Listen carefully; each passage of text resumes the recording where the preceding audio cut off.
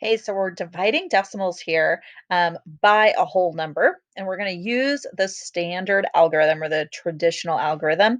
And the new thing here is that we're going to have no remainders. Okay, so instead of having a leftover and calling it an R, a remainder one, or even by turning it into a fraction, one out of whatever your divisor is, in this case, it'd be 8. We're not going to have that. Okay. And we're going to try something new that is going to be really, it's actually pretty cool. And you guys have done some of this as you were converting between fractions and decimals and percentages. So it may seem a little bit familiar. So what's going to happen here is we're going to go ahead and ask ourselves, okay, well, how many times does 8 fit into 9?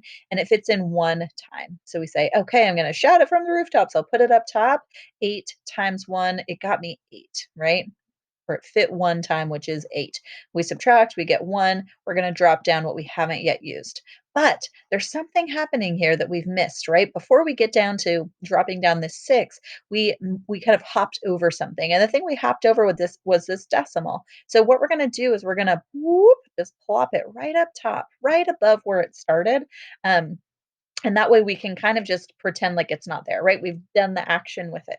So now we can drop down this 6 and say, all right, well, 8 times 2 gets us 16.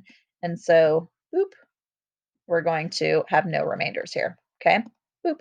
So what we're going to do here on this next one is the same idea, is just a little bit bigger number. So as you see a decimal, you can either kind of, when you get there, plop it up. I like to just do it first a lot of times so that I don't have to even remember that it's there once I get on a roll. So 7, how many times does 7 fit into 2? Well, it doesn't, or it fits 0 times. What about 7 into 28? 7, 14, 21, 28, it fits 4 times.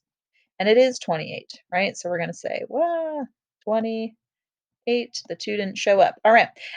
When you subtract, there's nothing left. So we can drop down our 5 and say, all right, well, how many times does 7 fit into 5? Well, it doesn't, right? It doesn't fit into 5, or it fits 0 times. So you're going to put a 0 up top. Really important, right? You don't want to just skip it over because otherwise you can end up with a very different answer. Okay, so you say it doesn't fit, but what about if so I guess we can say, technically you're dividing it, multiplying it by 7 by 0 to get 0. So you're subtracting, dropping down now the 6.